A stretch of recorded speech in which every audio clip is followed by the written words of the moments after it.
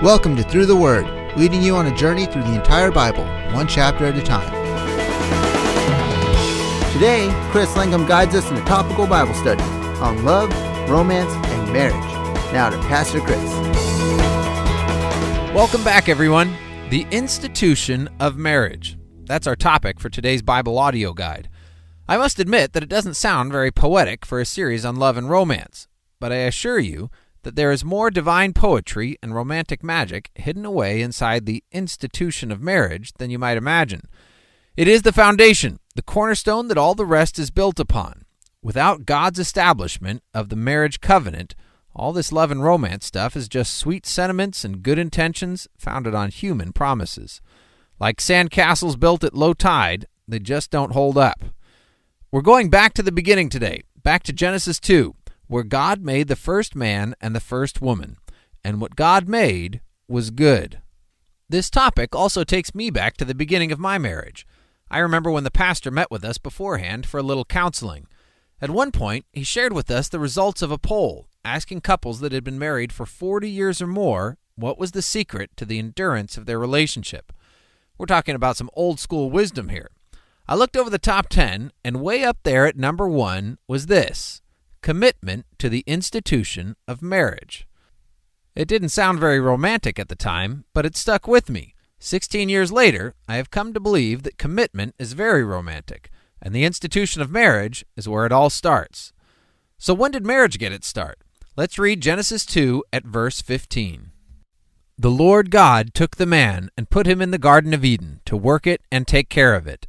And the Lord God commanded the man, "You are free to eat from any tree in the garden, but you must not eat from the tree of the knowledge of good and evil. For when you eat from it, you will certainly die." So there's Adam, back in the beautiful Garden of Eden. If you pay attention, you'll notice two things that God gave to the first man: a work and a will. He had a job to do taking care of the garden, and he had a will to follow. He was given instructions about God's will for him, but also the free will to make his own decision about following it. This is the first time that God ever told man, don't. But notice that the command starts with freedom. You are free, he says. So Adam has a work to do, and he has a will to live out freely. But something still isn't right. Let's read at verse 18.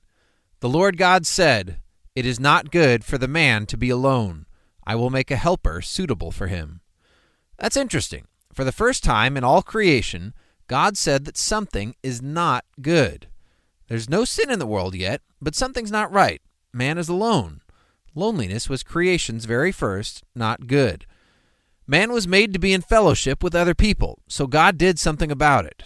First, God allowed Adam to name all the animals, but not one of them was found to be a suitable helper for him. Then in verse 21, so the Lord God caused the man to fall into a deep sleep, and while he was sleeping, he took one of the man's ribs and then closed up the place with flesh. Then the Lord God made a woman from the rib he had taken out of the man, and he brought her to the man.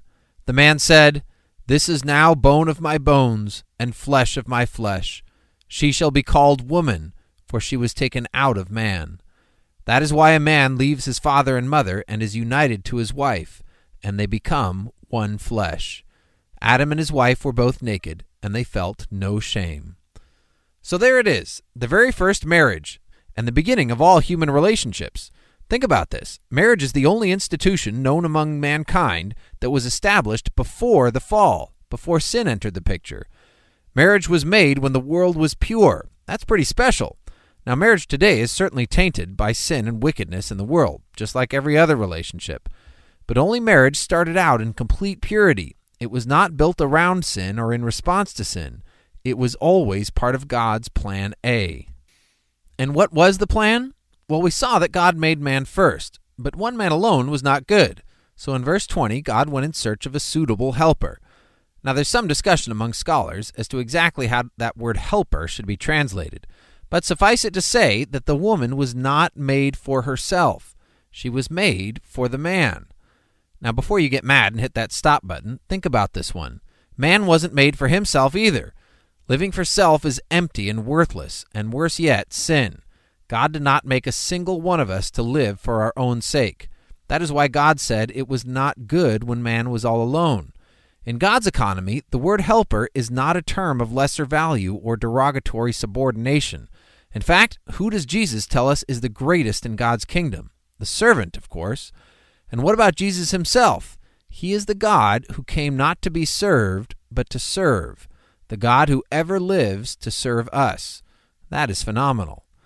So part of being made in God's image is being made to serve, made for others. Eve was created as a suitable helper for Adam. 1 Corinthians 11:8 says this, "For man did not come from woman, but woman from man.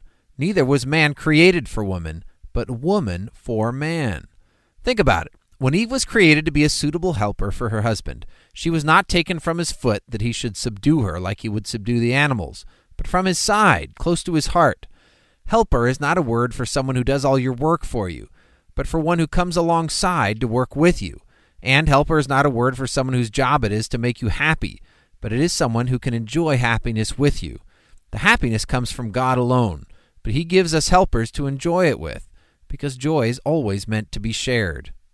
And what about man? Was he made for himself? Of course not. The man was given a work, but it was lonely and empty until he had someone to work with and provide for. He was given a will and a purpose, but it wasn't complete until he had someone to share it with. Back in 1 Corinthians 11, at verse 11, "Nevertheless, in the Lord, woman is not independent of man, nor is man independent of woman. For as woman came from man, so also man is born of woman. But everything comes from God." I like that. God puts us each properly in our place. The first woman came from man, but every man since then is born of a woman. So every last one of us is made from others and for others. No one is independent. Verse 12 closes it all up. Everything comes from God. So what does that tell us about marriage? First of all, it says that you were not made for self. You were made for each other. So don't go about your marriage thinking about what your spouse should be doing for you. Your spouse is not there to make you happy, but to share your happiness. Your fulfillment is found in serving, in what you do for your spouse. Second, we see different roles for the husband and the wife. We are not the same. God had a clear plan when he made the man and when he made the woman. There is a role of service that each one plays. We'll take a closer look at those roles when we get into Ephesians 5 and more as we move through the Bible. For now, just know that we each have our place, husband and wife, designed by God and made to love. And if you're looking for a spouse, don't put your focus on finding the right one. Focus on being the right one. One last observation from the Genesis account. The two became one. Adam marvels that his new bride is bone of his bone and flesh of his flesh. As it says in verse 24, "That is why a man leaves his father and mother and is united to his wife, and they become one flesh." And that's it. The original plan. Before sin, before shame, God made the man and the woman to be united, made to be one. Only God can do a work like that. Only God can take two and make them one. And as Jesus said, "What God has brought together, let no man tear apart." In other words, don't mess with the institution of marriage. Join us next time on Through the Word as we continue the journey. Start your own journey through the Bible with our web and mobile apps at throughtheword.org. Our apps are free and free to share, so tell your friends and take the journey together. Chris Langham is the founder of Through the Word Ministries in Diamond Head, Mississippi. You can find information and links for all of our teachers on the website. And remember, faith comes by hearing, and hearing through the Word.